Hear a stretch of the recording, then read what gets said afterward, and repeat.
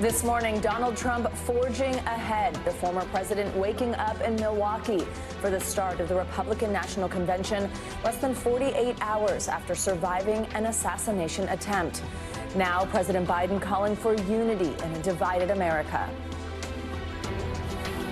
A former president was shot, an American citizen killed, while simply exercising his freedom to support the candidate of his choosing. We cannot, we must not go down this road in America. The power to change America should always rest in the hands of the people, not in the hands of would-be assassins. Now the FBI investigating the campaign rally shooting as a possible case of domestic terrorism as we learn more about the father who was killed trying to shield his family from the gunfire. Plus new questions about what may have motivated the 20-year-old gunman. Good morning. Thank you for joining us on this Monday. I'm Joe Fryer. And I'm Savannah Sellers, and we have a team standing by with the very latest from Washington to Wisconsin and beyond. We are going to start, though, with Donna Hutz, who was at the rally Saturday when those gunshots were fired. Donna, good morning. Thank you so much for joining us. We appreciate you taking the time. I know you were in the bleachers with your son just a few rows from where one of the victims was killed. How are you doing now? What have the past 2 days been like for you? Well, Saturday was just what it was, a nightmare. Yesterday, we were busy yesterday, and it wasn't a batched out, so we were sharing our story and telling our story. It's a little bit of a therapeutic type of help in some ways, believe it or not. But this morning now, I think last night I finally slept decent and solid, that I didn't wake up with just thoughts. And this morning as I wake up and just see this again, and I've already been on a talk show with Toronto. I was on with Australia last night and talking to these other countries and hearing what they're saying. Everybody wants us to heal. Everybody wants it to repair. Everybody wants the magic answer. Is this it? Are we all better now and we're all going to be friends? I don't have those answers, but I do know that I feel like this country's in trouble. I feel that if you were there, you're more empowered than ever to want to support President Trump. And that's how I feel about it. I used to hide my signs in my window because somebody might take them out of my yard. So I would just put them in the front dining room window. My signs are going in my yard. Just a whole different feeling. Donna, if you wouldn't mind going back to that moment, just walking us through a little bit, what you saw, what went through your mind when you first heard the gunshots, what unfolded around you in the bleachers? So you heard the first three, boom, pop, pop, pop. At that point, you're up in alert. You're looking. I'm watching the president talk. So as you're hearing these, you're like, is that a gun? Am I hearing a gun? And you can't believe it. This is, in seconds, so many thoughts go through your head. But you looked at the president. Obviously, my son, after the third pop, was like, down, gun. And we were again in the third row. The first two cleared out. As he was saying it, the people were starting to move. So they were down. We were piled like three deep in our section. Our section was to the right of the president. We were in a different section than anybody recognized because nobody knew in our section that there was a man laying there dead and that we had a woman laying there shot. We knew immediately because the man was shot in the head. So for us, you're on the ground. You're obviously looking at what happened in your section.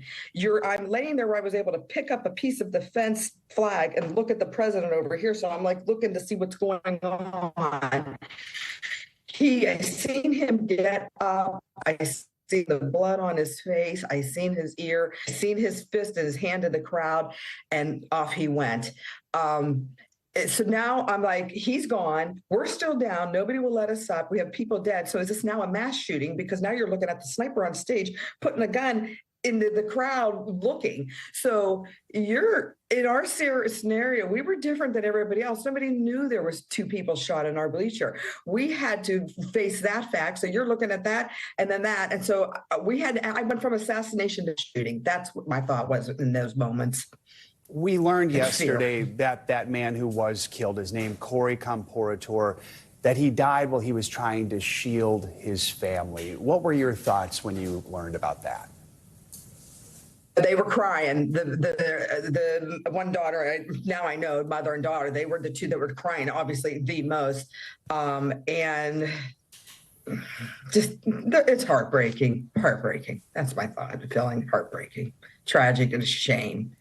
You bonded with these people. You went there. We were there at 8. Where we were for them to get the seat they got. They were there with us at 8:30 in the morning, sitting in a hot, no shade, full sun field, waiting for that gate to open at 1. You talked to people out there. No, I didn't see Cody out there. I don't remember him if I did. You're talking thousands of people.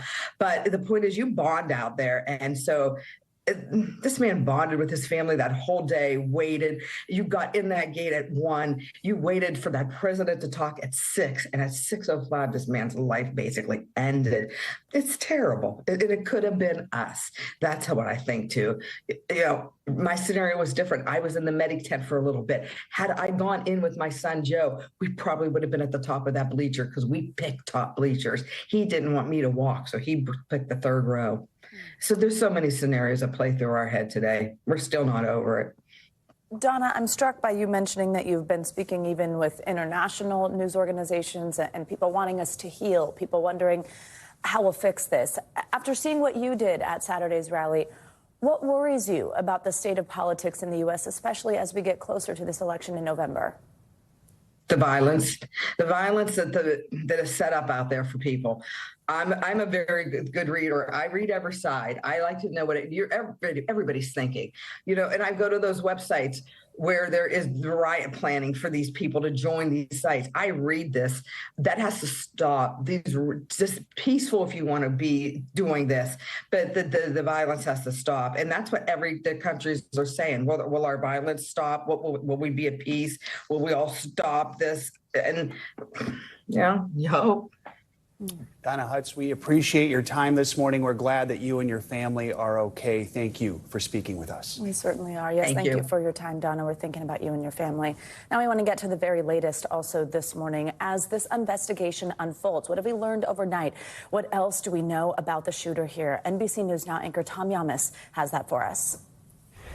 Good morning. We have some new information about why the gunman may have been experienced in hitting long-distance targets.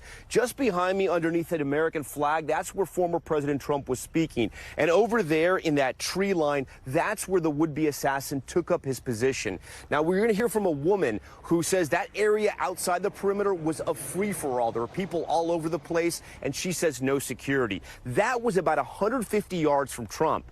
And now we've confirmed overnight that the gunman was a member of a rifle club that had long-distance targets for high-powered rifles as far as 180 yards. Former President Donald Trump speaking out overnight after arriving in Milwaukee for the Republican National Convention. Take a look at what happened. Just 24 hours after his attempted assassination by a gunman at a campaign rally in Pennsylvania. The former president discussing what he called a very surreal experience with the New York Post, saying, "I'm not supposed to be here. I'm supposed to be dead." Earlier in the night, President Biden addressing the nation from the Oval Office, urging all Americans to reject political violence. There's no place in America for this kind of violence, for any violence ever. Period. No exceptions. Footage and first-hand accounts of the shooting show an apparent breakdown in security leading up to the attempt on Mr. Trump's life. Yeah, someone's on top of the roof. Look. This new video emerging of the shooter earlier in the rally. Criminals. We have criminals. We have... The crowd reacting as they see the shooter crawling on the roof just outside of a protected perimeter some 150 yards from the former president. It's right there in that brown building where that would-be assassin climbed up on the rooftop and took his position. Valerie Fennell, who was standing just below, shared these photos. She says the lack of security she saw surprised her, pointing to this gate, secured by zip ties. No, there was no security on this side at all. Are you shocked you're this close to the president that there was no security? I kept asking her. Thinking about it now, yes. Authorities say the gunman fired multiple shots before he was killed by a Secret Service counter-sniper team. The shooter identified by the FBI as 20-year-old Thomas Matthew Crooks. The FBI has not identified a motive. Investigators say they have no indication Crooks had any mental health issues. Previously unknown to law enforcement, the 20-year-old was a registered Republican who, according to campaign finance reports, donated $15 to a Democratic group 3 years ago. Former classmate Jason Kohler describes the 20-year-old as a loner who was regularly bullied for wearing hunting gear and a surgical mask to class. He would sit alone at lunch. I mean, he was just an outcast. The shooting claimed the life of 50-year-old firefighter Corey Compentor, who died shielding his wife and daughter from the gunfire. Corey died a hero. 2 others were also shot and are in stable condition. 57-year-old David Dutch and 74-year-old James Koppenhaver. Melody Hook was sitting with her children behind Mr. Trump when the shooting started. What can we learn or take away from this, do you think? We need to be praying. We need to be praying for our country and our children, and hold your kids close. Authorities have said the gunman acted alone. As for the victims, foundations and fundraising programs have been set up for them, and former President Trump has indicated he hopes to reach out to those families personally and offer his condolences. Reporting from Butler, Pennsylvania, Tom Yamas, back to you. All right, Tom, thank you very much. And we do want to talk more about the victims from this assassination attempt, including the man who died. As Tom just reported, his name, Corey Compentor. He was a first responder killed while trying to keep his family safe. NBC News correspondent Dasha Burns spoke to witnesses at the rally and to those who knew the victim. Take a look at what happened. Pennsylvania State Police releasing the names of 3 victims shot during the attempted assassination of former President Trump. 57-year-old David Dutch and 74-year-old James Koppenhaver, now both in stable condition. 50-year-old Corey Compentor was killed in the crossfire. Joseph Maine was just feet away from Compentor when the shots rang out. It was rather chaotic at that point because half the people were looking because they thought it was fireworks. I knew it was gunshots right away. Compentor was a 30-year veteran firefighter and former chief. He died shielding his wife and daughters. The station now reeling from the loss. It's close to home, and then right in our neighborhood, we find out that one of our own was taken, his life was taken too early. It's tough. It's hard to process. The men hanging a symbol of mourning on the firehouse and on his locker, where his uniform still hangs. What's it like to stand here next to his locker where you spent time with him and to see? It's heartbreaking, but it's a true honor being able to speak about how good of a man he was. For people that didn't get the privilege of knowing Corey, what do you want the world to know about him? That they missed out on getting to know a great man, a God-fearing, family-loving man. He'd do anything for anyone, and that he was a man full of love. Never knew him to hate anything. He truly lost a good one. The rally, a nightmare for so many. And how are you feeling right now? My mama instincts were when he grabbed my hand, I knew my son was scared to death because he was holding my hand. He had held my hand since he was probably 5 or 6 years old. Images impossible to forget. Aaron Ottenreith was in the first row in front of former President Trump. That sharpshooter went across. Trump turned his head. His ear must have been nipped. The chain of events fresh as she recalled them. I feel sad for everybody, you know. I mean, you don't like the guy, don't vote for him. Don't kill him. We love the guy. We're going to vote for him. Our thanks to Dasha Burns for bringing us that report. Well, there are, of course, still many unanswered questions surrounding Saturday's shooting. So far, the FBI identified the shooter as 20-year-old Thomas Matthew Crooks. But they say they have not discovered any strong political beliefs, which is only complicating the investigation. They want to know why it happened and also how. For more, let's bring in NBC News Justice and Intelligence correspondent Ken Delaney. And Ken, good morning. So tell us at this point what insight we have into a motive, and tell us what it is authorities are doing right now to try to determine that.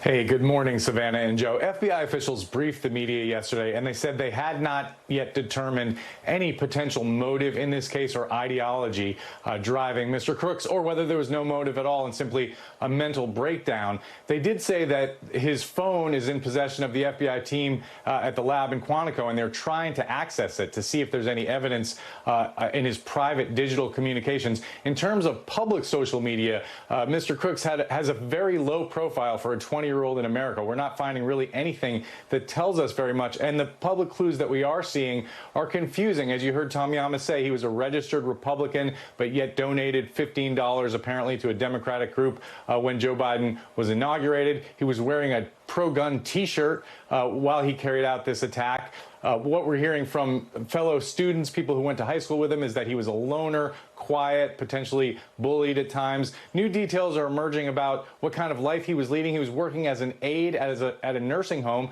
but also attending community college. And we understand he recently graduated with an engineering degree. He grew up in a well-to-do suburb of Pittsburgh, about an hour from the rally. His parents are licensed therapists. They are cooperating with the FBI, we're told. So altogether, really more questions than answers here. And again, we should reserve the possibility that there's no motive really at all, no political motive, but simply a mental breakdown here, guys. Ken, another development over the weekend, officials say they found multiple suspicious canisters in Crooks's car, but it's unclear whether they were functional. What more can you tell us about those devices? Yeah, not much, Joe. Just that the FBI is saying that they are analyzing that material, again, at the lab in Quantico and trying to determine whether those were, in fact, viable explosive devices. But it is one of the reasons they are calling this a domestic terrorist incident. And it just shows that for whatever the motive, Mr. Crooks seemed bent on violence that day and had multiple avenues to carry it out. And Ken, where does the investigation stand this morning into security at the rally, into how this happened in the first place? Yeah, this is a huge deal. Former Secret Service officials and lawmakers are calling this a catastrophic security failure. Ever since John F. Kennedy was assassinated in 1963, the Secret Service has made a habit of securing buildings around the perimeter of where a president is speaking outside. And in this case, there was a building 150 yards away that was not secure. And this man was able to climb up there and get an advantageous sniper position. And that should not have happened. And there are multiple investigations now ongoing, including one ordered by President Biden and others conducted by lawmakers into how that happened, guys. All right, Ken Delanian, thank you for your reporting. Despite this weekend's assassination attempt, the Republican National Convention is moving ahead, set to kick off later today. Former President Donald Trump arrived in Milwaukee last night to attend the week-long event. The presumptive Republican presidential nominee had been expected to announce his running mate during the convention, and last night one committee member said the VP pick was still imminent. Officials are now on high alert for the convention following Saturday's attack, but specific security plans have not changed at this point. Is the Secret Service currently anticipating or currently planning to expand the perimeter? We're not anticipating any changes to our current security footprint or plan. During his address to the public last night, President Biden called on the Secret Service and other federal agencies to reassess those security plans ahead of the RNC. NBC News senior national politics reporter Jonathan Allen joins us now for more on what to expect this week. John, good morning. So despite what we just heard the president say, the Secret Service says it will not make any security changes following this assassination attempt. So what does that security look like at an RNC? Is the Trump campaign worried at all about any potential threats? Yeah, great question, Joe. I mean, I think what's important here is that the nature of this event, this Republican National Convention, is very different than the nature of the event that, that happened on Saturday in Western Pennsylvania, where the attempt on President Trump's life was made. We're talking about first of all, an indoor arena. Second of all, you're talking about a hard perimeter around that arena that is multiple blocks. You're talking about magnetometers to check people for metal going into the event. So these are very different things. The Secret Service has been dealing with political conventions for many years now, I'm not a security expert, but I think the reason that they're not making changes is because they don't see what happened on Saturday as an increased reason to secure this area, simply because they are so secure already, these conventions. John, let's put this in some context also, though. How does Wisconsin's open carry law potentially complicate security measures, let's say even outside of the convention? Yeah, great question, Savannah. So there are two perimeters. There's a hard perimeter. In order to get inside the hard perimeter, you have to have credentials. You have to go through the magnetometers, and then there's a sort of a wider zone of security called the soft perimeter. Guns are banned inside the hard perimeter, all kinds of weapons, all kinds of things that might be used as weapons or turned into weapons. I mean, basically, you're allowed to walk in with a pencil. But in that soft zone, there's no ability for the state, for the state or for the Secret Service to limit guns. The state laws are pretty clear about this. In Wisconsin, you have open carry and concealed carry laws. The governor of Wisconsin had tried to get the Secret Service to expand its perimeter the hard perimeter in order to, get effectively more of a gun ban, but that's not likely to happen. So, John, we look at the big picture here. Yesterday, we saw the president, a Democrat, the Speaker of the House, a Republican, both say we need to lower the temperature, the political temperature here. Trump himself telling the New York Post that he scrapped the speech he wrote, that he's looking for a more unifying theme. Do we think we're going to see that tone of more united, more trying to lower the political temperature here in the convention this week? Yeah, I think so, Joe. There is, we talk about events on television all the time, various things and how they affect politics. But I mean, just stop for just a moment. There was a very serious attempt on a former president's life, on the nominee of a major party's life. Someone was shot and killed. Others were shot and injured. I think that anybody who watched what happened this weekend and would conclude that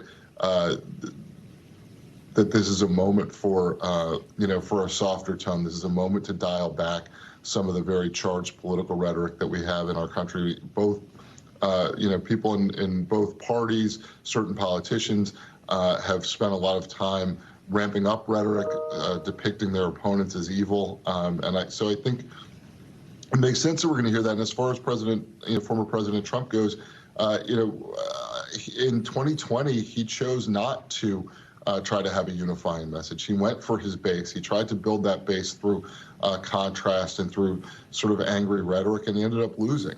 So there is a political opportunity for him to sort of change the way that he does politics and try to make a broader appeal in this moment. I also think that one political benefit for him from ramping down rhetoric a little bit is that right now he believes he's in the lead in this race. And if he does that, it's harder for President Biden to come back if neither one of them are ramping up the rhetoric. We'll have to see what he actually says, but I expect his tone to be different. And John, what is our latest reporting on this VP pick? What's the timing of it? Any intel there? The expectation was that it was going to come by today because of some sort of procedural, necessities in terms of the roll call for the nomination going forward today. So, kind of expecting it today. You never know with President Trump, what the timing's going to be. You don't know who it's going to be, but it could be as early as today. All right, John Allen, we appreciate your reporting this morning. Thanks so much for joining us. You can watch our full coverage of the Republican National Convention beginning at 9:30 p.m. Eastern right here on NBC News Now. Well, at the White House, as we've been discussing, President Biden has called on Americans to stand together following the assassination attempt. In an Oval Office speech last night, the president condemned the incident and called on the nation to lower the political temperature. We cannot, we must not go down this road in America. We've traveled it before throughout our history. Violence has never been the answer. There is no place in America for this kind of violence, or for any violence ever. Period. No exceptions. We can't allow this violence to be normalized. NBC News White House correspondent Monica Alba joins us now. Monica, good morning. So a special address by the president on the extraordinary events that unfolded on Saturday night coming to us from the Oval Office. Tell us more about his message to Americans. And it's significant, Savannah and Joe. This is only his third such address from the Oval Office, and he chose this moment trying to really focus on this call for national unity, trying to urge Americans, despite the really heightened and hot political environment, to try to really lower the temperature, as he said there. And while yesterday, in earlier remarks, the president was a little bit more focused on the investigation and trying to talk about some of these steps that he's directing, last night he really wanted this to be a little bit more about just the tone of our politics in this presidential race. And he was really clear about having different visions between the Democratic Party and the Republican Party, which will be clearly on display this week with the Republican National Convention getting underway, but saying that it should never resort to political violence. Here's a little more of what he had to say. The political record in this country has gotten very heated. It's time to cool it down. We all have a responsibility to do that. Yes, we have deeply felt strong disagreements. The stakes in this election are enormously high. Disagreement is inevitable in American democracy. It's part of human nature. But politics must never be a literal battlefield, or God forbid, a killing field. The president's message here, guys, was really that he hopes Americans will make these decisions when they go and they vote in November and not in any other way. Monica, we know President Biden spoke with Mr. Trump over the phone following the assassination attempt on Saturday night. Are we learning anything about what was said in that call? Well, we know that it was a fairly short conversation and that President Biden was trying to reach his predecessor for a little bit of time before they were able to connect. But we know that by around 9:55 p.m., they did speak on the phone. And I'm told by somebody who was briefed on the call that while it was short, it was a good conversation and that it was respectful. And the president has said that he is very glad to hear the former president seems to be doing okay, all things considered. And he said that he and the First Lady are keeping the former president and his family in their prayers right now. And Monica, this all comes as President Biden is preparing to sit down for a big interview tonight with NBC's Lester Holt. How's the president preparing for that, and how will the events of the weekend factor into what he's going to say? And look, guys, 48 hours ago, this conversation was all about the president's potential path here and what he was going to do in the face of all of these Democratic defections and people asking him to reconsider his position and potentially not stay in the race. And then after Saturday, we have seen a shift in that. But that is still a question here. So we know that the president wanted to do this interview in part to address some of that. But now it takes on a real new meaning and significance. And we know the president and the White House have said that he really wants to expand on this message of the significance and importance of national unity when he sits down with our colleague Lester Holt. And then he will resume some of his campaign events. He'll be traveling to Nevada later tonight, and he will have events over the next couple of days as his own campaign and the DNC resume some political activity as well after that pause. All right, Monica Alba, thank you very much. And you can watch a preview of that interview we were just discussing, Lester Holt with President Biden, on NBC Nightly News at 6:30 p.m. Eastern. It will be followed by the full unedited interview airing in a primetime special at 9 p.m. on NBC and NBC News Now. Stay with us. Our coverage of the assassination attempt of former President Donald Trump continues throughout the hour. After the break, we will have reaction from around the world. We'll be right back.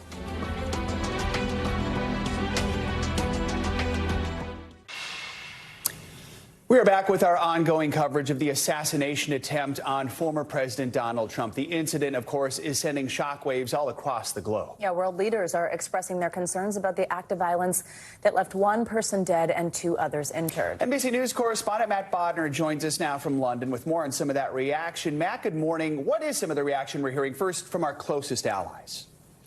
Joe, Savannah, good morning. Well, people around the world are shocked by this. They're just as shocked by this as Americans are. And so it's really no surprise, it shouldn't be at least, that we're seeing some very strong statements from our closest friends. Take, for example, the new UK Prime Minister, Keir Starmer, who said in a statement that he was, quote, appalled by the scenes out of Pennsylvania. And like many others in America and abroad, we also saw Starmer condemn political violence. That's a very common talking point we're seeing. French President Emmanuel Macron, however, added a bit more, saying that this attempt was, quote, a tragedy for our democracies, and that he shared the, quote, shock and indignation of the American people.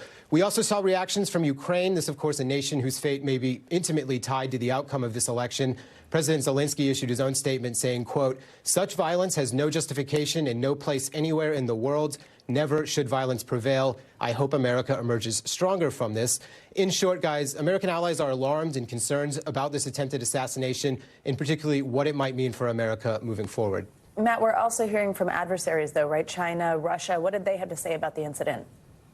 That's right. So no real surprises on this front. The Kremlin, for example, was very quick over the weekend to adopt American right-wing talking points, pinning responsibility for the attack on President Biden and the Democrats, saying that their campaign rhetoric essentially created the conditions for this sort of thing to happen in America.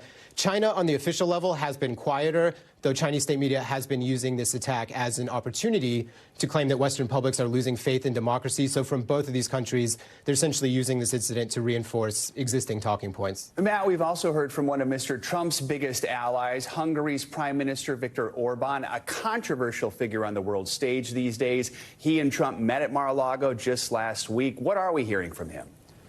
Yeah, so of all current world leaders, Orban potentially shares the most politically with Trump, particularly on issues related to NATO and Russia, though not only. That said, his reaction was simply, quote, thoughts and prayers and praying for the family. Back to you guys. All right, Matt Bodner, appreciate your reporting this morning. Thank you. Still to come, more on the assassination attempt on Donald Trump as the FBI investigates the shooting as a possible case of domestic terrorism. Plus, what it could mean for law enforcement going forward in this campaign. We'll be right back. Welcome back. We are continuing our coverage of the latest in the investigation into the assassination attempt on former President Donald Trump. Mr. Trump hit by that bullet during his campaign rally in Pennsylvania over the weekend. One person was killed during the attack. 2 others were gravely injured. The gunman was killed almost immediately after firing at the former president. NBC News correspondent George Solis joins us now from Butler, Pennsylvania, the site of this rally, with more on this. George, good morning. So a lot of information has been released about the gunman since this attack took place. Just walk us through some of what we know right now, and also what major questions are still outstanding for investigators this morning. Yeah, good morning, Savannah and Joe. One of the things that I'd like to do is sort of set the stage here. I mean, the farm grounds where the rally was held was closed off. It was completely no way in, no way out. And one of the things that you may be able to see behind me is a flow of traffic. Authorities overnight opening the road back up. Now, what does that mean? The scene is still active. We still see police there kind of around the perimeter of the property, but it does tell you at the pace that this investigation has been moving. One of the most jarring images throughout this entire couple of days that we have seen unfold is just the giant American flag where the former president was standing before this assassination attempt. You can still see it waving, especially on this windy morning. As far as investigators and what they're trying to learn about the shooter, they're still trying to track down a motive. It is one of those questions that has been lingering since this attempted assassination took place. What we do know about the shooter, authorities identifying him as Thomas Matthew Crooks, about 20 years old, from Bethel Park, Pennsylvania, about 40 minutes from where we are, was registered as a Republican, but voting records showed he did give a $15 donation to a Democratic group. So some conflicting information there about his political ideology. We know that he was a member of a gun club, that group denouncing the violence, saying they were very saddened. Of course, their thoughts and prayers with the victims of this tragedy. We also know that the rifle, a cell phone, and 2 items considered maybe suspicious in nature in a vehicle have all been taken by the FBI and are now being processed at Quantico in Virginia. George, I know you're still speaking with people who attended the rally, including 2 merchants who were finally able to get their things before now heading to Milwaukee for the RNC. What did they tell you? They were absolutely jarred by what was unfolding. Like many people at this rally, they heard what they thought were gunshots, and then they saw a group of people running towards them. They really couldn't tell. They had a giant monitor where they were. They were just outside of the perimeter that the Secret Service had set up, and they couldn't believe their eyes. It was the first time they really had to think about their safety at one of these rallies, and they've been to many across this country. They've been to 30 states covering and following the president, selling merchandise. Take a listen to their encounter and what they told me about their experience. Have you ever felt unsafe at any of the former president's rallies? Never. Not until what just happened this weekend, but never. It's never seen any kind of violence or anything. It's always been great. It's still unbelievable. I still have a hard time believing what happened. Joe and Savannah, and that's Pam and Bill that you just heard from. One of the things that they told me is that they are most looking forward to hearing President Biden's reworked speech that he plans to give at the convention about unity. They also said the fact that they know that President Joe Biden reached out to former President Trump, and they've had that good faith conversation, say that really hopes, and they show, they really hope that it shows a change in some of this political rhetoric, some of the hatred that's been spewing. They really want to see if things can actually, in their words, be more united. Guys. All right, George Solis, thank you very much. More on what this could mean for law enforcement going forward. We're joined now by NBC News terrorism analyst Jim Kavanaugh. He's also a retired special agent in charge at the ATF. Jim, good to have you with us this morning. So as the investigation continues, there's a lot we don't know. Here's what we do know about the gunman. The firearm used in the shooting was purchased legally. The suspect was really not known to the FBI prior to this incident. So he's a blank slate, no red flags. That means he's not on the radar. How much harder does that make it to prevent a tragedy like this? Yeah, it makes it very hard, but, you know, Joe, that's why the Secret Service has their 3-ring layers of protection on all their assignments. The inner perimeter, which is the detail that's around the protectee, that's the detail that travels with the person, like in this case, former President Trump. And then there's the middle ring where they're doing the magnetometers and checking everybody who comes into whatever venue they're at. And then there's the 3rd ring, which is the outer perimeter. And, you know, so that layers the security on. This failed in the planning and the execution because, and what surprised me so much about it, Joe, is having been on these Secret Service details over the many years, they always took the high ground. You know, in the wake of the Kennedy assassination and the assassination of Dr. King, which are really the only 2, you know, political type assassinations we had with rifles. Post that, they were very, very conscious always of, you know, those attacks. After John Kennedy was killed, we saw no open cars. I mean, I went on law enforcement in the early 70s right after those 60s assassinations, and it was on top of mind of all of us. There was no open cars after that for presidents or candidates. They stopped that because they understood the difficulty of it. And you see it today. If you see a candidate or the president come out of a venue, they'll have a tent where he walks out of the building to get in his limousine, and that's to protect from rifle fire. So they're very conscious of it. So this was a lapse, a failure. They should have had a uniformed officer or agent on top of that roof. It's not good enough to be in the parking lot near the roof, because then you see what happens. Everybody's yelling, there's a guy on the roof. By the time he can climb up there to figure out what it is, he can get off a few shots. So it's a failure, but they'll tighten it up. They'll take responsibility and tighten it up. And Jim, on that point of it being a failure, we even have a former Secret Service source familiar with the security planning for the location of this rally. He told NBC News that prior protocols for the site were not followed. They knew from past experience that this roof was a dangerous vantage point.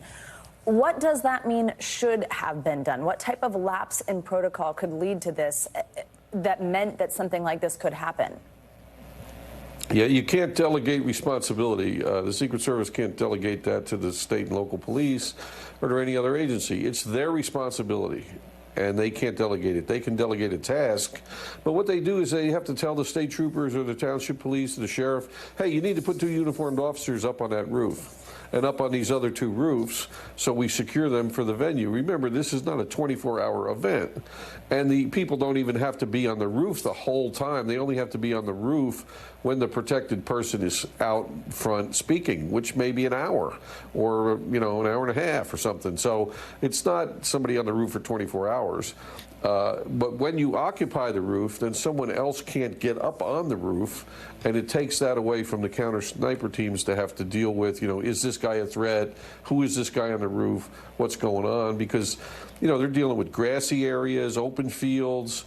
They're dealing with a crowd. They're dealing with someone who might have been able to get something through a magnetometer, drone attack. The counter sniper team has a lot on their plate already, so you want to take those roofs away so they don't have to make a decision whether I should shoot or not. So everything prior to the first shot by the killer, I mean, that's a mistake, not having people on the roof. After the shot by the killer, you know, we call right of boom or left of boom. They did everything right. The counter sniper took the killer out. And if he didn't take the killer out, this has not been talked about very much, but if he didn't take the killer out, he could have been pumping rounds from that rifle into the Secret Service huddle, and those rounds would go through those agents and into the former president. And so he could have killed them and killed many of them if he wasn't taken out by that counter sniper. So the counter sniper saved lives clearly. Then they went into protocol, they ensured the shooter was down, and they cleared the way to the armored vehicle. So everything, right a boom, great job. Left a boom, a failure to put people on the roof. Jim, let's talk about the RNC. The Secret Service says it's, quote, ready to go for the kickoff in Milwaukee later today. They feel confident about their plan. Do you think behind the scenes there are changes being made? Real quick here. No, I don't think so. I think that planning in that is a couple of years ahead. It's a internal security inside facility. They've got 5,000 officers. It's totally planned. The danger there is the periphery, somebody attacking outside the venue, the hotels where luminaries are, the edges of the venue. That's where, if an attack were to come, that's probably where it would be. Gunshots, explosives, drones, vehicle attacks are all possible, because these things are magnets for the disillusioned, the disaffected, anarchists, terrorists, accelerationists, haters, everybody. It goes to these RNC and DNC things. It's a magnet for them. So some of those people will show up, and that's what they'll have to deal with. Jim Kavanaugh, we appreciate your insight this morning. Thank you for joining us. Coming up, we'll have more reaction to the attempted assassination of former President Donald Trump. When we return, more reaction and the political implications, of course, ahead of the November election. We will be right back. Welcome back to our special coverage. As we've mentioned, former President Trump is now in Milwaukee for the Republican National Convention, which kicks off today. Well, on Sunday's Meet the Press, moderator Kristen Welker spoke with South Carolina Republican Senator Lindsey Graham and asked him how the assassination attempt could impact Mr. Trump's bid for the White House. Take a listen. How do you think this moment, this horrific act of political violence, how will this impact the campaign more broadly? You know, it's a very hard to say. I think President Trump, I'll talk to him later in the day, is determined to stay on schedule.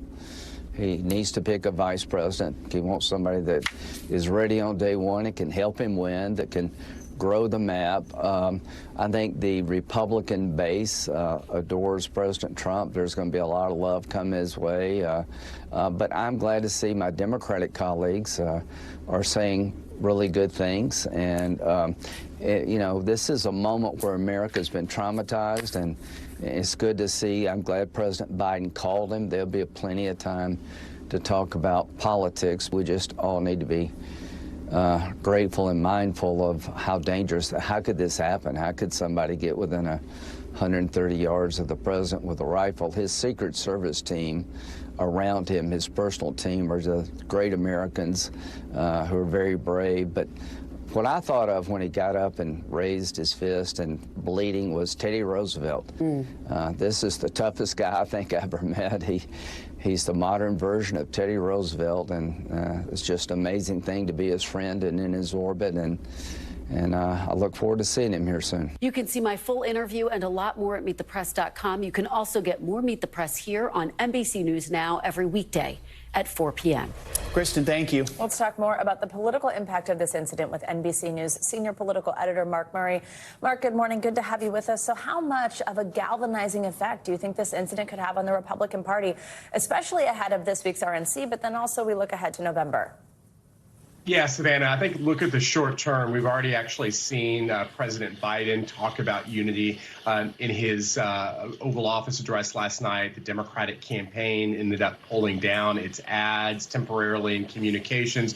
We've also seen that on the Republican side of things, too. And so some more unity in the air, but how long that lasts, it's unclear. My colleagues at NBC have also been reporting that former President Trump has been talking about a more unifying convention speech when he accepts the Republican nomination officially later this week. And of course, we actually have to see if that actually holds true. Of course, you know, Donald Trump is somebody who has had incendiary rhetoric in the past, who talked about American carnage in his first convention address 8 years ago. And so if we're going to be talking about long-term unity, that is a long-term story to watch. And we've seen these calls for unity. We have also, though, seen some Republican lawmakers pointing fingers at President Biden and Democrats over this assassination attempt, accusing them of whipping up anti-Trump rhetoric. I mean, do you see a softening of the political messages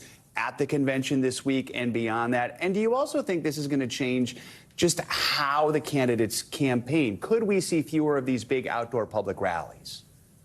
Yeah, Joe, I don't know how the outdoor rally situation is going to be effective. And of course, a lot of that has to go with the independent review that ends up happening when it comes to the Secret Service and its handling of events on Saturday.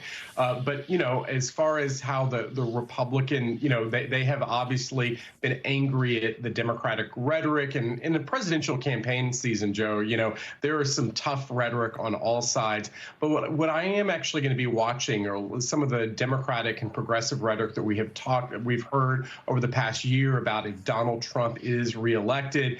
Democracy is at stake, that there is a potential fascist, authoritarian takeover, and whether Democrats continue to use that language after Saturday's events, to me, is an open question still.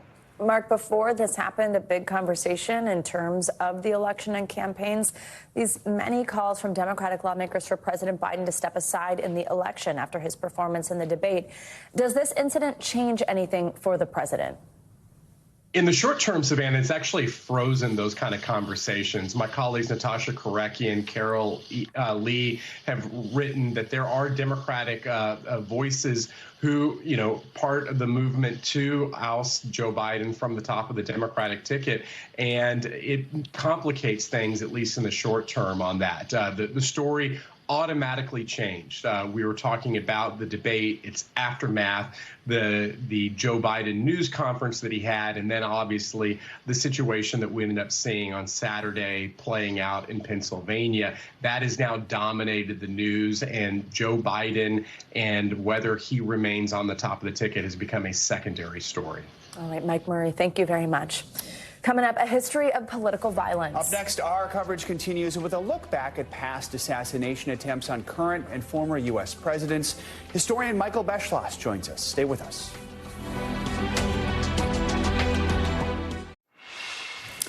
Back now with our special coverage of the assassination attempt on former President Donald Trump. Mr. Trump, now part of a list of sitting and former U.S. presidents who've been victims of assassination attempts. According to the Congressional Research Service, there have been at least 15 direct assaults against either presidents-elect, or presidential candidates, 5 resulting in death. For more on this, let's bring in NBC News presidential historian Michael Beschloss. Michael, always good to have you with us in moments like this. I want to start by just asking your perspective as a historian, both on what happened Saturday and some of the reaction that you are seeing all across the country right now. Well, it's horrible. It's something we never want to see in American politics. We've got to give respect and honor to, everyone who was a target, including the former president. At the same time, I'm a little bit worried about this becoming such a large event that later on people say that this changed history. Because an election has to be, who is the better candidate, not, who showed great qualities of toughness during a horrible time of danger and stress. But if we say, for instance, after November, that this election was decided by what happened on Saturday, that's going to encourage a lot of other people to try to do the same thing. Often when someone commits an act of violence against a political leader, right, motives are pretty clear. In this case, at least for now, that does not seem to be the case. How could that change how we look back at this event as opposed to others, especially as a vacuum like that can often leave space for misinformation? That's exactly right, Savannah. If this were someone who, let's say, was doing this because he disagreed with Donald Trump's position on abortion, for instance, we would probably know that. And it obviously would affect the way that we see this act as a political act. But this attempted assassin is very much in keeping with a lot of others, who have fired at presidents in history. Thank God most of them have missed. But at the same time, let's remember there's almost a continuous atmosphere of violence around a president. You guys know how many death threats every single president of the modern time gets. We were just unlucky on Saturday that this one came very close to being tragic. Michael, it has been decades since a U.S. president has been injured in an assassination attempt. The last time, of course, President Reagan nearly killed in 1981. Some parallels have been drawn between the two events. I mean, let's look back at that historically. What impact did Reagan's shooting have on his presidency and on his relationship with the American people? Well, as human beings, we honor the qualities that we see in a president or a former president when they deal with something like this. In Reagan's case, you know, he not only was courageous, but kept his sense of humor even when he was in George Washington Hospital and the doctors were about to operate on him to save his life. And Reagan says, "Doctors, I hope you're all Republicans." And they said, "Well, for today, Mr. President, we are all Republicans." It calmed people down. It gave him some of the qualities of largeness that many people felt that he did not have before. Michael, I also do want to play a little bit of what President Biden said in his calling for unity, especially as, of course, we are in the middle of these two men both taking this, you know, all the way in terms of a presidential campaign. Let's first take a listen to some of that. We'll talk on the other side. There's no place in America for this kind of violence or any violence for that matter. An assassination attempt is contrary to everything we stand for as a nation, everything. It's not who we are as a nation. It's not America. And we cannot allow this to happen. Unity is the most elusive goal of all. But nothing is important than that right now, unity. Michael, just really quickly, we only have a few seconds. Do you think that's possible, unity? I think it's possible and essential for us to try. This is what we do in America. We try to learn from horrible moments like Saturday. Let's hope we do. Michael Beschloss, we appreciate your time as always this morning. Thank you so much. Thank you both. That is going to do it for this hour of Morning News Now. Stay with us, though. The news continues right now.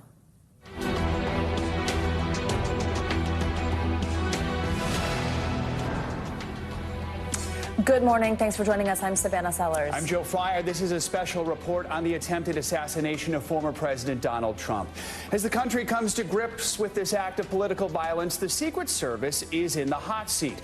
Investigators are working to figure out how the gunman was able to get so close. This morning, the scene is still locked down, and the FBI is working to learn more about the shooter, who has been described as an outcast and a loner. Now, just 48 hours after the attack, the Republican National Convention set to kick off, but with no additional security precautions planned. The event comes amid new calls for unity from the White House, with President Biden asking Americans to take down the temperature. Disagreement is inevitable in American democracy. It's part of human nature. But politics must never be a little battlefield, and God forbid, a killing field. There's no place in America for this kind of violence, for any violence ever. Period. No exceptions. We can't allow this violence to be normalized. We have team coverage of the latest on the investigation and the fallout from Pennsylvania to Washington to the RNC. But we are going to begin with NBC News Now anchor Tom Yamas, who is in Butler, Pennsylvania, with the very latest. Former President Donald Trump speaking out overnight after arriving in Milwaukee for the Republican National Convention. Take a look at what happened. Just 24 hours after his attempted assassination by a gunman at a campaign rally in Pennsylvania. The former president discussing what he called a very surreal experience with the New York Post, saying, "I'm not supposed to be here. I'm supposed to be dead." Earlier in the night, President Biden addressing the nation from the Oval Office, urging all Americans to reject political violence. There's no place in America for this kind of violence. Footage and first-hand accounts of the shooting show an apparent breakdown in security leading up to the attempt on Mr. Trump's life. Yeah, someone's on top of the roof. Look. This new video emerging of the shooter earlier in the rally. Criminals. We have criminals. We have... The crowd reacting as they see the shooter crawling on the roof just outside of a protected perimeter some 150 yards from the former president. Valerie Fennell, who was standing just below, shared these photos. She says the lack of security she saw surprised her, pointing to this gate secured by zip ties. No, there was no security on this side at all. Authorities say the gunman fired multiple shots before he was killed by a Secret Service counter-sniper team.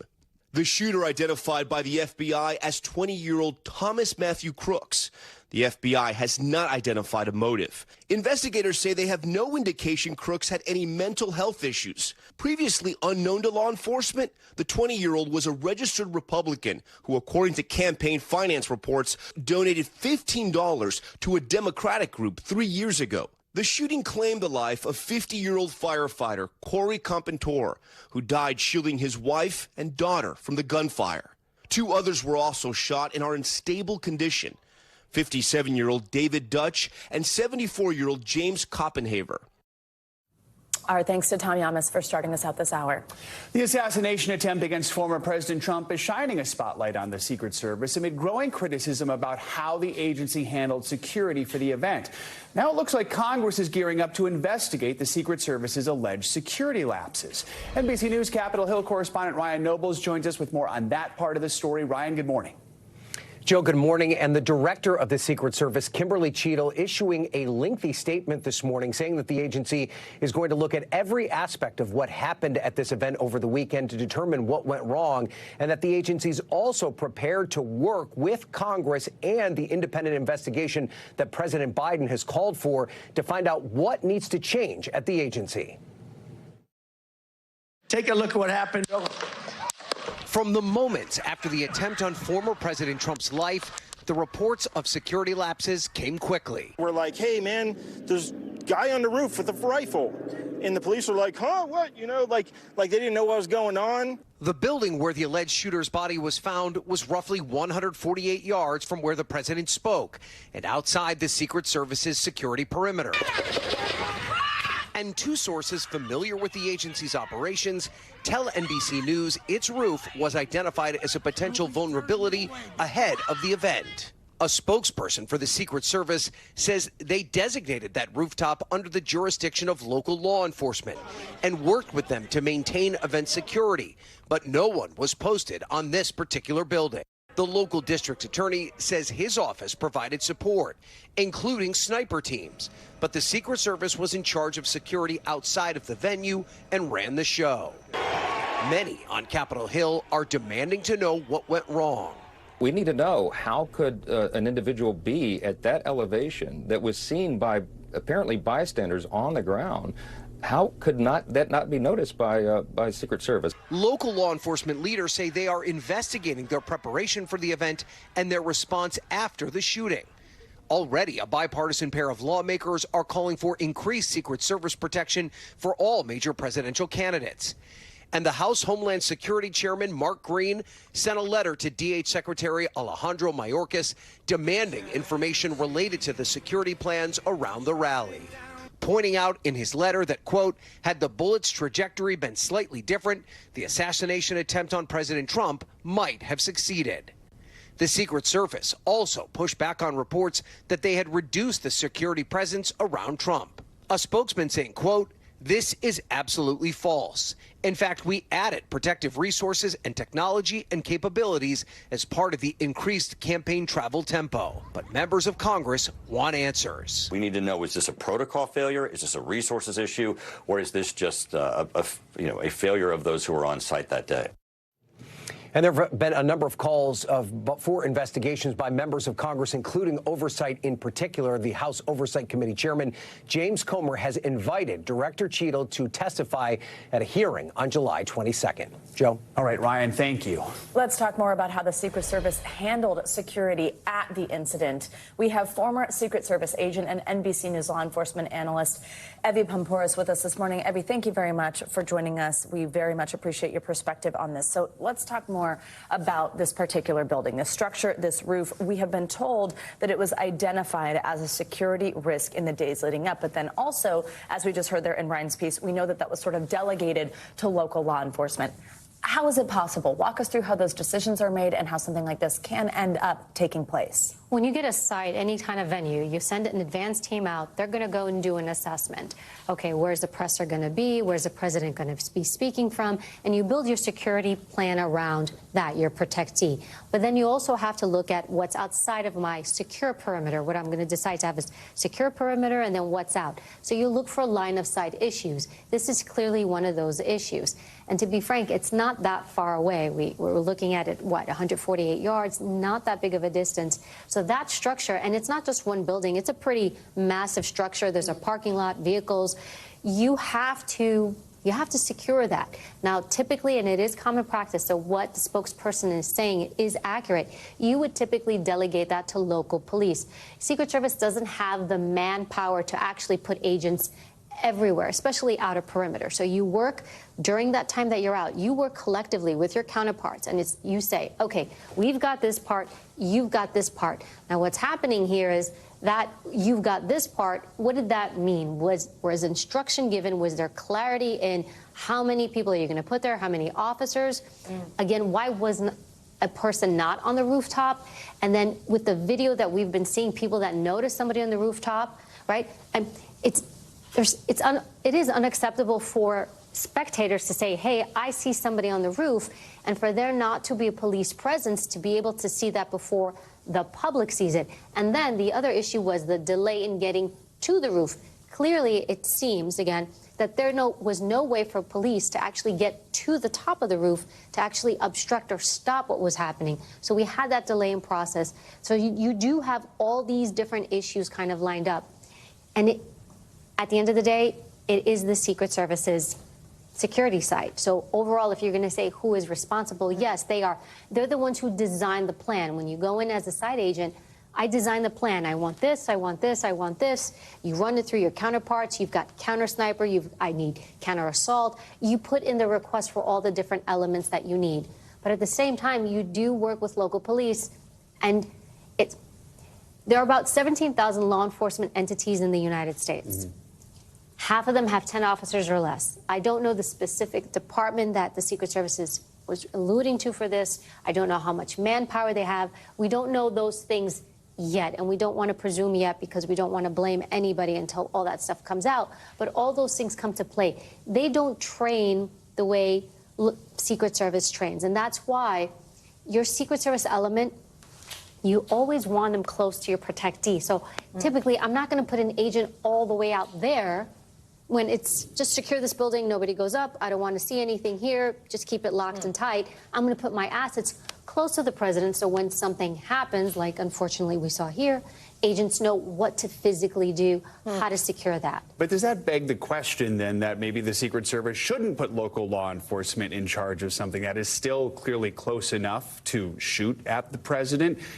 Can that change, or does the Secret Service not have enough resources to do that? Can they expand the outer perimeters even more for these outdoor events? They may. I can see them now allocating more resources, manpower, to putting agents to do things like that, to have that counterpart. Sometimes you are assigned, depending on the function, hey, you're going to be with local police department so that you can talk. The other thing is comms. That hasn't come up yet. But they're going to be on their own radio frequency. U.S. Secret Service is going to be on their radio frequency. You do have something called a command post, where a representative from each entity that is working can clearly talk to one another. But again, do those seconds in communication cause any delay? I don't know, again, if anything like that transpired. But I think one of the other issues is it's not just the line of sight. Why wasn't it secure? The other issue is it's spotted. Why was there a delay in having a response get there to maybe intercept what happened? Yeah, that was going to be my question, because it's one thing, okay, how did he make it into that building and on top of it? Let's set that aside, knowing that that was the responsibility at that point of local law enforcement. But once he's up there, you have these snipers who were able to their credit, I mean, under a minute from these shots ringing, that they're actually able to neutralize that threat. Was anybody watching that rooftop from farther away? Was that someone's responsibility, if not to secure the building? Typically, it would be the CS, the counter sniper response. My understanding, there were 2 counter sniper teams, but you have to understand they are doing a 360. They are consistently doing, literally, and I'm mimicking what they would do, they are looking all around consistently. So if at one point they're looking and then they break away to look here, maybe that's the moment that was taken. I think what the big shock is for a lot of people is it's a 20-year-old kid who is able to scale a building and take a shot, and I think that's where people are kind of like flabbergasted a bit, where perhaps something like this happened here in New York City, you could say, okay, high-rise buildings, thousands of windows, I can see maybe where something maybe was missed. So I think this is where a massive amount of concern and disappointment is coming from, because when you look at that aerial shot, it's not that complex of a structure or site to secure. Evie Pamporis, we so appreciate you being here with us this morning. Really valuable perspective. Thank you. Thank you. Turning now to Milwaukee, where the Republican National Convention is set to begin later today. Former President Donald Trump has already landed to attend the week-long event, despite this weekend's assassination attempt. NBC News' Garrett Haake joins us now from Milwaukee with the latest on the convention. Garrett, good morning. Hey, Joe, good morning. I'm just off the convention floor, which is largely empty right now, but tonight will be filled with thousands of delegates, journalists, lawmakers, all folks here to witness the third nomination of Donald Trump for President of the United States. Now, the structure of this convention isn't expected to change in any significant way following that assassination attempt on the former president, but the tone of it will change, and some of that is going to start at the top, with former President Trump saying in an interview he threw out an early, tougher draft of his speech that he's set to give later this week. Now he wants to focus, he says, on uniting the country. The Republican National Convention kicking off under an intense political and security spotlight, just days after the assassination attempt on former President Trump. The Secret Service says they're ready to keep the four-day convention safe and secure. We are fully prepared and have a comprehensive security plan in place, and we're ready to go. That plan, officials say, developed over 18 months, had already been designated the highest-level security event. Milwaukee's police chief with this message on Sunday. We got this. We got this. Former President Trump flying to Milwaukee Sunday night, writing on social media the shooter who targeted him would not, quote, force change to scheduling or anything else about the convention. One thing that is changing is Mr. Trump's convention speech. In an interview with the Washington Examiner, the former president saying, quote, it's going to be a whole different speech now, a lot different than it would have been 2 days ago. Adding, quote, this is a chance to bring the whole country, even the whole world, together. Those images of Mr. Trump, face bloodied, fist in the air, in the moments after the shots were fired, now being embraced by his campaign in fundraising appeals and by supporters touting his toughness. This is the toughest guy I think I ever met. Some Republicans now criticizing President Biden for his own recent comments, like this rally speech Friday. Most importantly, and I mean this from the bottom of my heart, Trump is a threat to this nation. And for recently telling donors on a fundraising call, according to a source, quote, it's time to put Trump in the bullseye, insisting Trump also be pressed to answer questions in the wake of that much-panned debate. I know that he didn't mean what is being implied there, but that kind of language on either side should be called out. Mr. Trump's own speech is often filled with violent imagery. The real threat is from the radical left, and it's growing every day, every single day. Our threat is from within. Now, with the convention officially set to open, there are calls for both parties to temper their verbal attacks on one another. Now, Joe, the dramas of today, the first day of the convention, are of the much more traditional political type. Will we or won't we see or hear from Donald Trump today? And when will he learn about his running mate selection, something we do expect to hear from him today, still a closely guarded secret as of this morning? Joe? All right, Garrett, thank you so much. Let's bring in NBC News Chief White House correspondent Peter Alexander for more on this. Peter, good morning. So last night we heard President Biden call on the Secret Service to revisit its plans for the RNC later today. What else did we hear from the president during his address to the public last night? Well, this was actually the third time that he has held an Oval Office address, the third time now since that shooting late Saturday that he has spoken publicly about the events that took place in Butler, Pennsylvania, again condemning political violence, saying, among other things, that disagreement is inevitable in American democracy. He said it's a part of human nature, but politics must never be a literal battlefield, let alone a killing field. Just some of the words of the president there. He said that there is no place in America for this kind of violence, for any violence ever, period, no exceptions. We can't allow this to be normalized. The president did also note that he'll be discussing his own record in the weeks ahead. He says it's fair to have debates in a healthy, democratic way, saying that we'll compare and contrast the character, the records, the issues, the agendas, but really the message here in the simplest of terms was the need for Americans of all stripes to lower the temperature as we head into what is increasingly a heated political season. Joe and Savannah. Peter, until this attack, the Biden administration was really dealing with these calls for the president to step down from running in the 2024 election after his performance in the debate. What has this attack on Trump done here for the campaign? How has it changed how Mr. Biden is handling this going forward? Well, if nothing else, right, it just teaches you how quickly the dominating issue in a campaign can change in an instant. We were talking all about whether or not Democrats, the defections within the Democratic Party, those divisions, whether Democrats believe that Joe Biden should remain at the top of their ticket. Now, of course, all the focus is on what took place in Pennsylvania, that assassination attempt. This was, in many ways, I think, for the president, a chance to try to rehabilitate his image, to be talking about something other than his own age or memory or any questions to that effect here. But while it puts it on the back burner, it doesn't erase it entirely right now. It does, though, put Democrats in a really challenging position to try to address all these things at one time. I think one thing that does strike me about all of this as we come out of what happened here is the real challenge that Joe Biden faces, Savannah and Joe, going forward, which is that fundamental to his campaign is this idea, this contrast with Donald Trump, where he has cast him as a threat to democracy. And how sharply can he sort of keep that messaging up right now, while at the same time trying to cast himself as a calming force in this country? Joe and Savannah. All right. Peter Alexander. Peter, thank you so much. You can watch our full coverage of the Republican National Convention beginning at 9:30 p.m. Eastern right here on NBC News Now. Up next, new details on the suspicious canisters found in the car of the gunman. What investigators are now saying about that discovery and the 20-year-old man they say was behind this attack. We're back with more on the investigation into the man accused of attempting to assassinate former President Donald Trump. Police have identified the shooter as 20-year-old Thomas Matthew Crooks. Investigators say Crooks fired a semi-automatic rifle at Mr. Trump, ultimately killing one person in the audience and injuring two others. NBC News correspondent Shaquille Brewster is live in Bethel Park, Pennsylvania, where he's following the investigation for us. This is where Crooks lived. Shaq, good morning. We know law enforcement found some suspicious canisters in his car. What else can you tell us about where the investigation stands right now as they try and figure out any possible motive?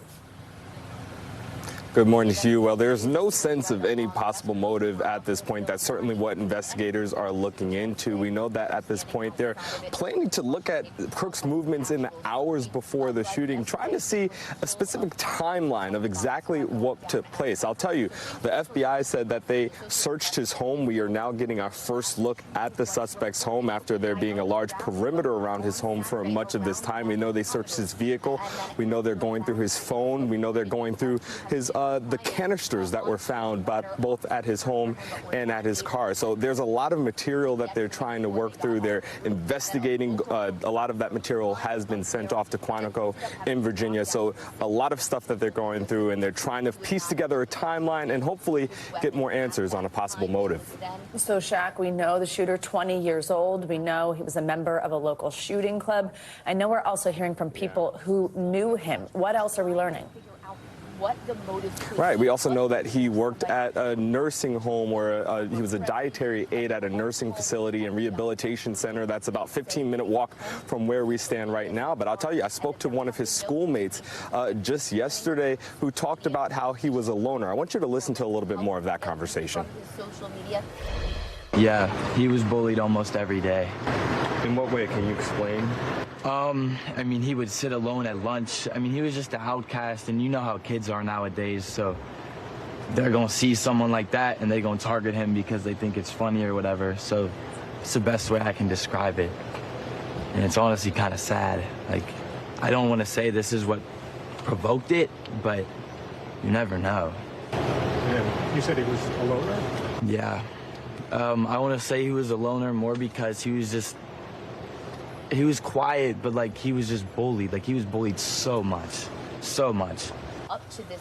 I followed up asking what is the source of that bullying. He explained that he would see crooks wearing hunting gear in the classroom, that he would have a mask on, the surgical mask, long after COVID precautions had ended. One other thing that we do know is the FBI is they're going through social media. If there's any social media presence that he has, there's not one that we've been able to find, but they're going through his cell phone, trying to learn all they can about this 20-year-old suspect. All right, Shaq, thank you so much. To provide more perspective on the investigation, let's bring in former FBI counterterrorism special agent Christopher O'Leary.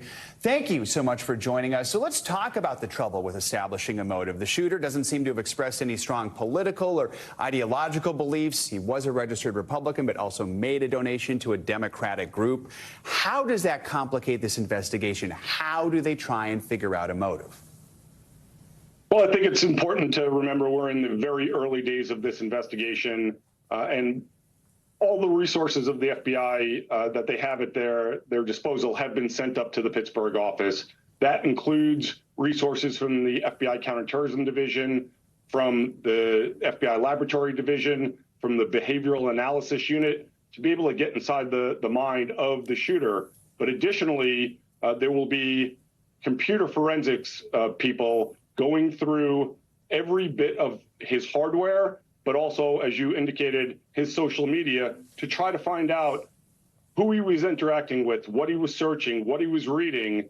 But then there's an additional thing, which I haven't heard mentioned yet, is was he involved in online gaming? That is actually something that we look at in the domestic terrorism realm to determine if they are interacting. Are they playing certain games? Are they interacting with certain people playing these games? Because we've seen that as a radicalizer, in recent cases as well. Yeah, and in that vein, we do know that it was confirmed he had a Discord account that he was not using very much, but that they are cooperating with authorities. The FBI has also said that they are not sure if this is an act of domestic terrorism, though they are investigating this as a potential instance of that. Why is that important? What does that determination mean?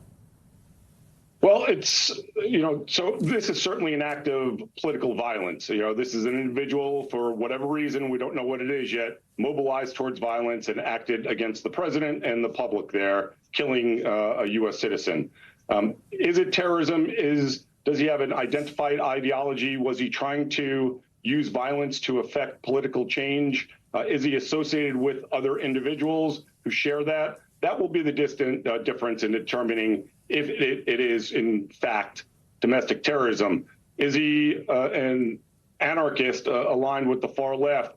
Is he an accelerationist aligned with the far right, or something in between? And there's also something, those of us who work terrorism and study it, we call it the salad bar of ideologies now, where he might have picked different pieces of different ideologies that appeal to him, and then decided to mobilize towards violence. There's the investigation into why this happened. There's also the investigation into how this could have happened. The FBI is going to lead the investigation into these gaps in security that allowed it to happen. What is that investigation going to look like? So they're going to go through the Secret Service methodology, how they were task organized, who's in charge of the advance. And I think it's important to say, the Secret Service is the finest at protective security in the world, hands down. Nobody is being more self-critical than they are right now. They are looking at everything that they do. I've worked at Secret Service a ton over the years, and they are consummate professionals dedicated to carrying out their mission with a level of exceptionalism.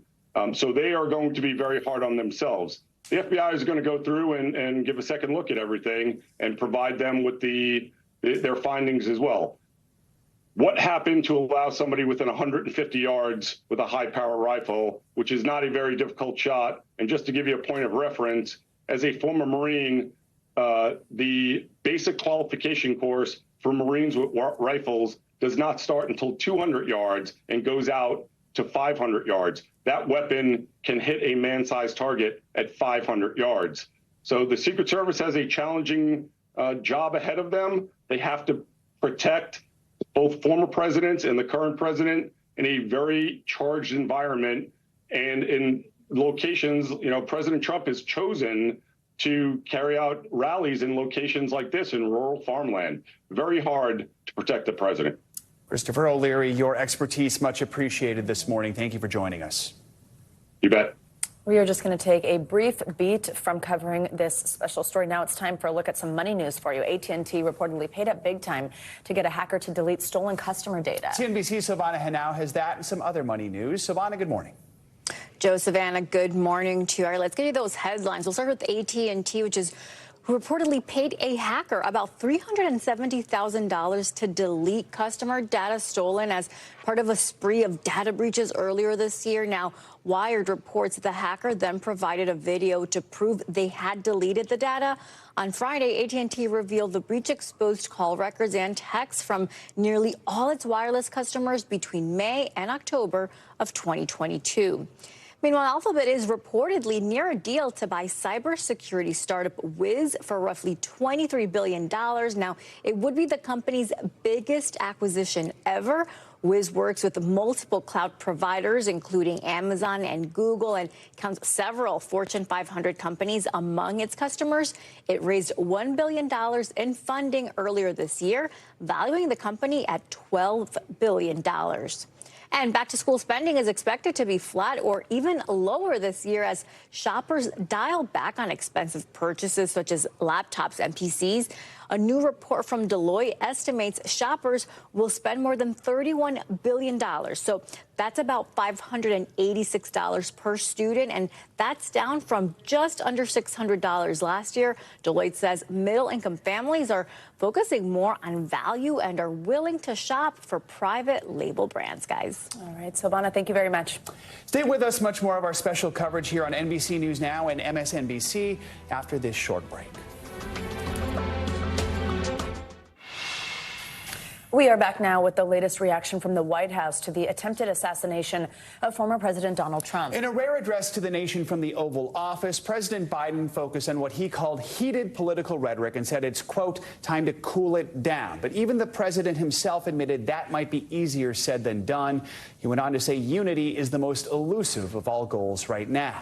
President Biden is trying to fend off an effort by Republicans to blame him for the Trump rally shooting, and he's fighting calls from within his own party to drop his re-election bid. So what is the plan for the White House now? Well, joining us with the latest from the White House is NBC News White House correspondent Monica Alba. Monica, good morning. So during these remarks from the Oval Office, Biden listed other recent instances of political violence, really focusing on that message. That included January 6th. This is as a way to call for that less tension across political parties. Tell us what more we heard from the president. Yeah, Savannah and Joe, and he was referencing a couple of those examples. And remember that it was the political violence we saw in Charlottesville in 2017 that ultimately led then former Vice President Joe Biden to decide that he wanted to run for president against Donald Trump in 2020. He said that was really formative. So this has sort of been an undercurrent to his political thinking January 6th as well. And that is why he's delivering a message like the one we heard in the Oval Office. And here's a little bit more of that from last night. The political record in this country has gotten very heated. It's time to cool it down. We all have a responsibility to do that. All of us now face a time of testing as the election approaches. And the higher the stakes, the more fervent the passions become. This places an added burden on each of us to ensure that no matter how strong our convictions, we must never descend into violence. And in that speech, of course, the overarching theme was this call for unity, but the president acknowledged that there are very different visions between what Republicans are going to be displaying at their convention this week in Milwaukee and what he is going to be campaigning on when he resumes that kind of political activity tomorrow and Wednesday in Nevada, guys. So, Monica, even in the immediate aftermath of the shooting, we did see many Trump supporters, some Republicans attempting to blame President Biden and his allies for the incident, talking about their rhetoric, specifically claims that Trump is a threat to democracy. How is the Biden campaign responding to all this? Are there any signs that they might at least try and change that messaging at all? Well, I think that they are trying to point to the context of some of these remarks and that some of these things were said, of course, days and weeks ago before the shooting and were talked about with a larger context again around it. And that is what they are trying to point to. But they are saying overall, and they are raising this situation, which is true, that there has been really intense rhetoric on both sides and that really Republicans and Democrats, you can count the examples of times where there are people who have said things that probably could be misinterpreted interpreted or could be taken as a potential inciting that could lead to something like this. But ultimately, the Biden campaign is saying there is no excuse for anything that could approach this kind of violence and any kind of rhetoric that could be seen as completely inflammatory. And they want to make sure that that does get toned down for everybody across the aisle. So, Monica, how do you think we ultimately see President Biden towing this line? I mean, he is the president in the position, right, of trying to help and heal the nation at a moment when something terrible happens, no matter what it is, while then also being a presidential candidate and this happening with the person that he is running against. How is he going to tow those two things at the height of his campaign?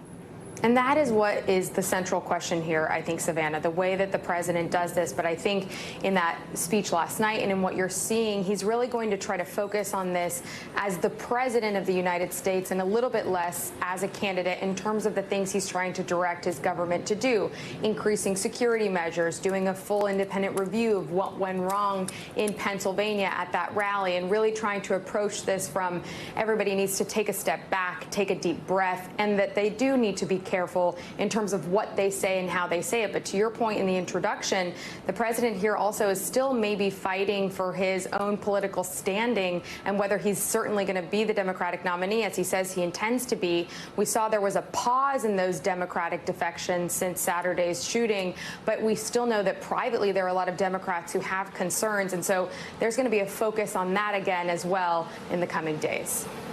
Monica Alba, thank you very much for your reporting. Joining us now for more on what the assassination attempt means for presidential security measures going forward is former Secret Service Special Agent Paul Eckloff. Thank you so much for joining us. So, two sources familiar with the agency's operations now tell NBC News the shooter's location on that rooftop was identified as a vulnerability. One called the assassination attempt a security failure. I'm sure as a former agent, you're troubled by what happened. I mean, how does something like this happen? It's an excellent question. And yes, I think you will find nobody today asking more questions and feeling more critical than the Secret Service family, both current and retired special agents. The building would have been identified in any security plan. Counter sniper response security plans, regardless of the footprint of what is being called the secure site and the non-secure site, would have been identified and surveyed. Now, the unfortunate fact is that campaign details and campaign advances tend to be less robust than sitting presidents.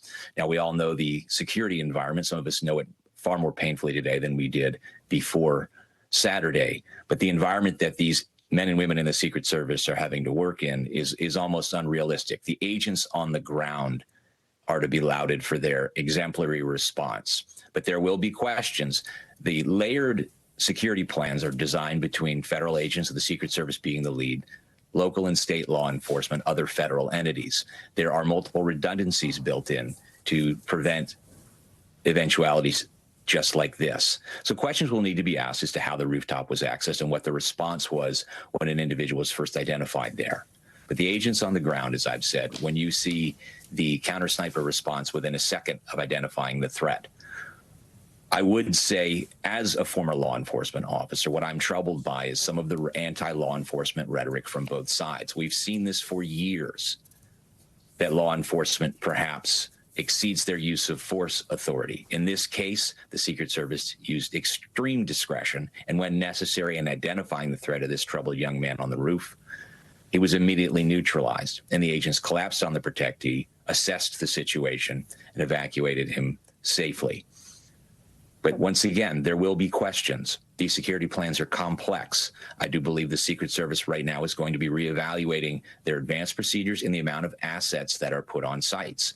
Unfortunately, for years, men and women of the Secret Service are told to do more with less. What we saw, while it was the 43 years between the lessons learned, we saw the agents absolutely react by rote muscle memory in an exemplary fashion and cover, shield, and evacuate the former president of the United States. But questions are being asked, and rightly so.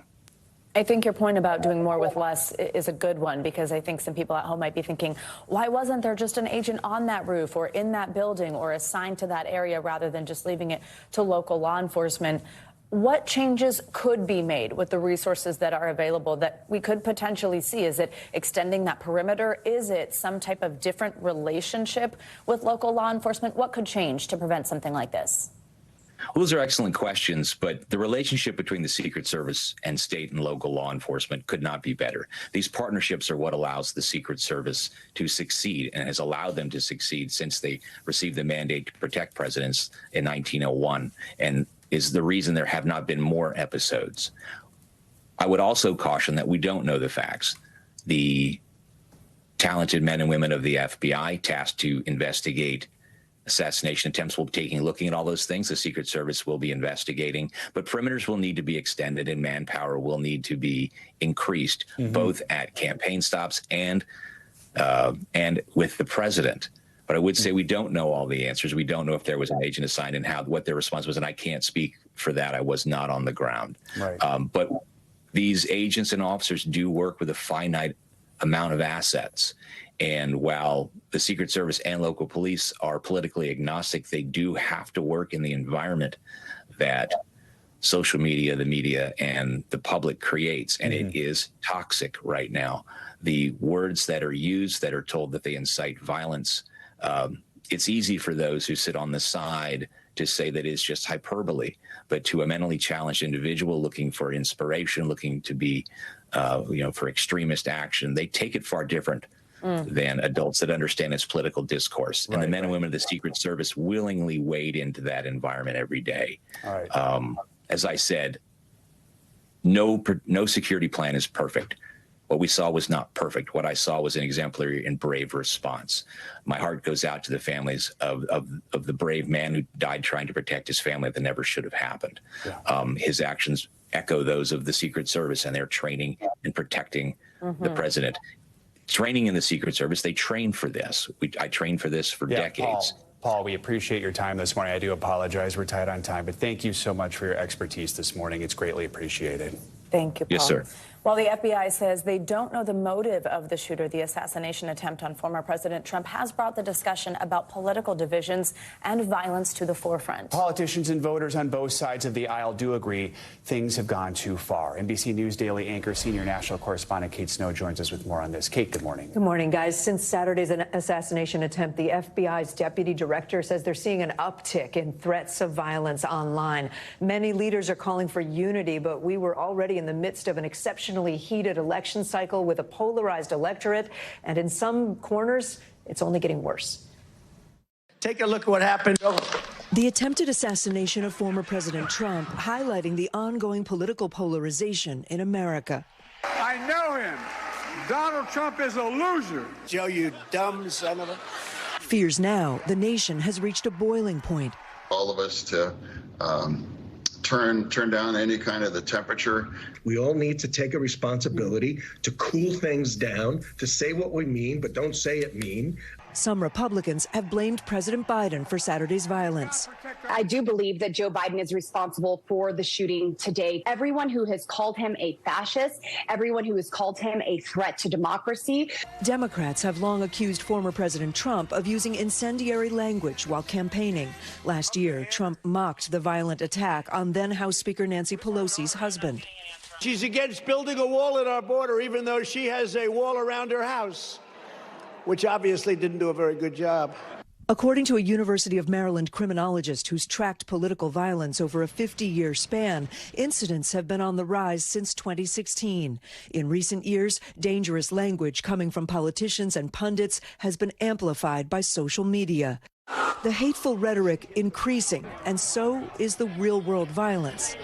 In 2017, a man opened fire at a Republican congressional baseball team practice, wounding then Republican House Majority Whip Steve Scalise. While in 2020, the FBI foiled a plot to kidnap and kill Michigan Democratic Governor Gretchen Whitmer, and President Trump famously saying this on January 6th. If you don't fight like hell, you're not going to have a country anymore. Congress later impeached Trump for his role in the attack on the Capitol, though former President Trump says he bears no responsibility for the violence that day. And now, the first shooting of a U.S. president since Ronald Reagan was nearly killed more than 40 years ago. Voters across the political spectrum are concerned.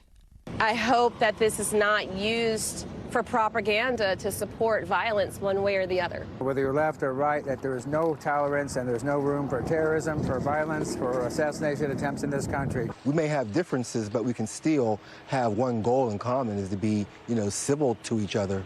The country's leaders warning the current political climate cannot continue.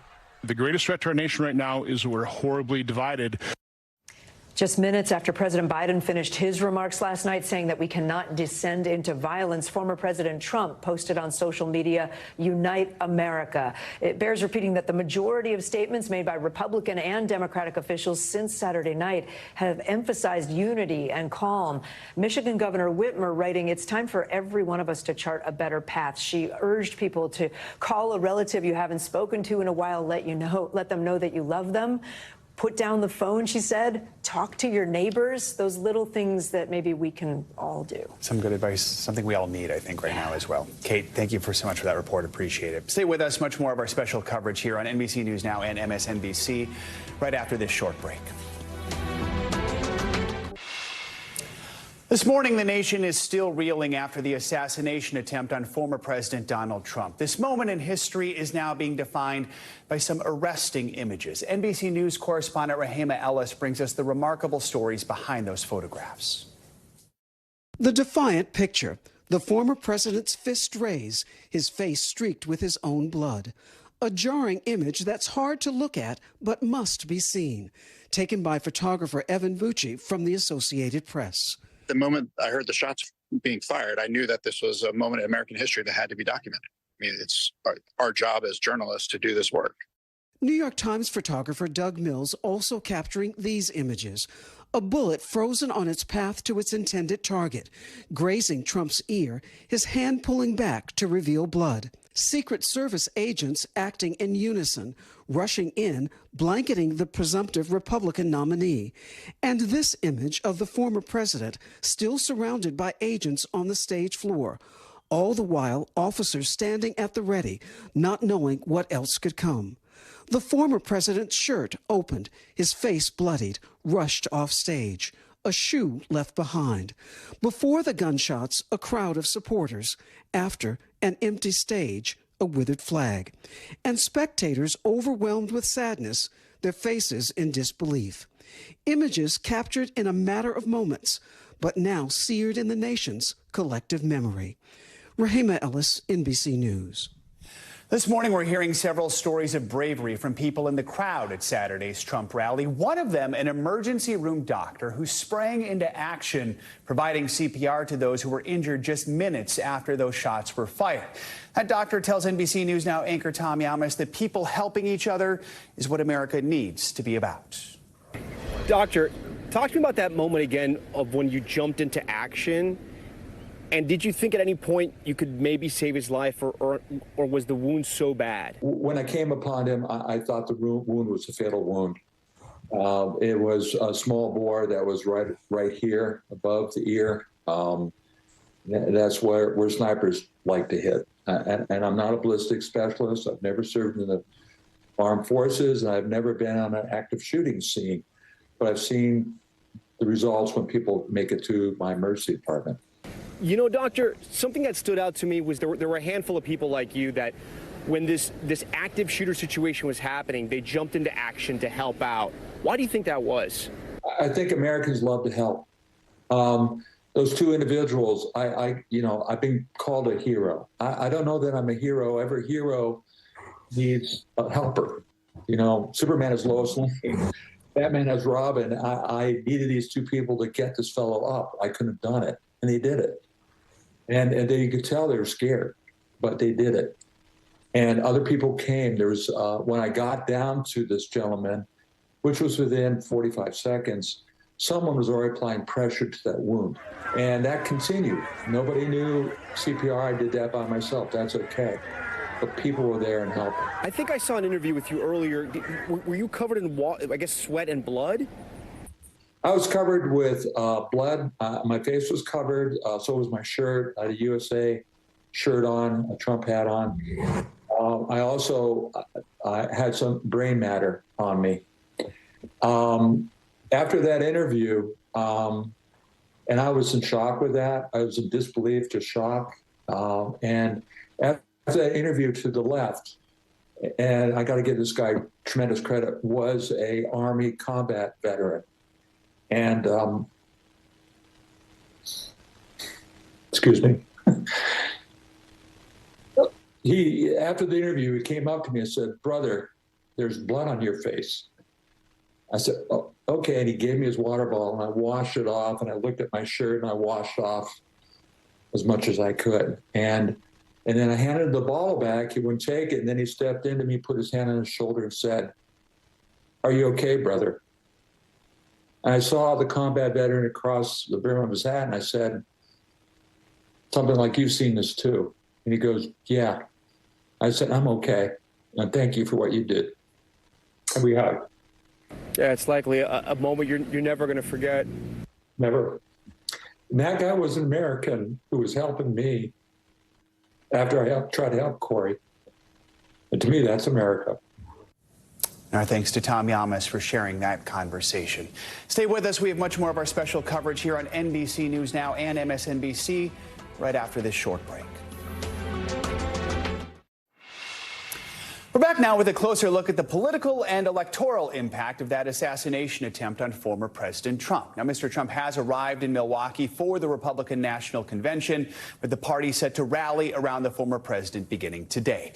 NBC News chief political analyst Chuck Todd is in Milwaukee for us. Chuck, good to have you with us this morning. I mean, we're in somewhat uncharted waters here, an assassination attempt on a former president in the middle of an election campaign. What does this mean for the RNC? I mean, these conventions have become so predictable in recent years. This could be something different, right? It's possible. Look, I think, there is no precedent. Maybe you could go back to the 2004 Republican convention that was in New York City 2.5 years after 9/11, which had a feel that was different, right? It was not, I was at that convention, it was not as rah-rah. It was a little more patriotic, a little less divisive politically, designed to be that way. And I think that's the opportunity Republicans have and former President Trump has with this week. I think there's an open wound in America. There's divisiveness in America, but there's exhaustion. And you can, I am very curious to see what the tone of this week is, because I do think it's an opportunity. Former president has said that he wants to throw away his speech, make a more unifying message. I think a lot of Americans are going to be listening. It's not often in our polarized times where we're so hardened on each side that the other side gets an opportunity to speak to the fragmented country in a way that they don't normally get to. And that's the opportunity Republicans have this week. Both sides have condemned the shooting, but we have seen some Republican lawmakers blame Democrats for what happened to Mr. Trump, accusing them of stirring up anti-Trump rhetoric. To be clear, we see this rhetoric on both sides. You've written a piece for NBCNews.com in which you say, quote, "There's a fragile chance to wrench the U.S. out of a political system based too exclusively around demonizing the other side." Talk to us about this unique moment we find ourselves in. Well, look, some of it's very difficult. I mean, the way our digital conversation goes, the information ecosystem, it's almost designed for outrage, designed to divide. Look, we can drown in whataboutism about who is using apocalyptic rhetoric more irresponsibly, the left or the right. But I think when you do this, you numb the country, and you get to this point where all of a sudden you're sitting there going, where you stop to look at your political opposition as a fellow American. And look, last year, the candidates for Utah governor, the incumbent and the Democrat, did an ad together preaching civility, said they were going to disagree without being disagreeable. I actually think in this moment, if former President Trump and President Biden could actually sit next to each other, do a 30-second ad where they co-paid for it, and ran it for the rest of the campaign, saying, look, we're going to vigorously disagree, but we're going to try to do so without demonizing fellow Americans. Yeah. It could go a long way. And my concern about not having something like that happen is that neither side wants to give an inch. Yeah. But the country really could use it right now. That could be something. Chuck, thank you so much. Appreciate it. And stay with us. Our special coverage on NBC News Now and MSNBC continues right now. Thanks for watching. Stay updated about breaking news and top stories on the NBC News app or follow us on social media.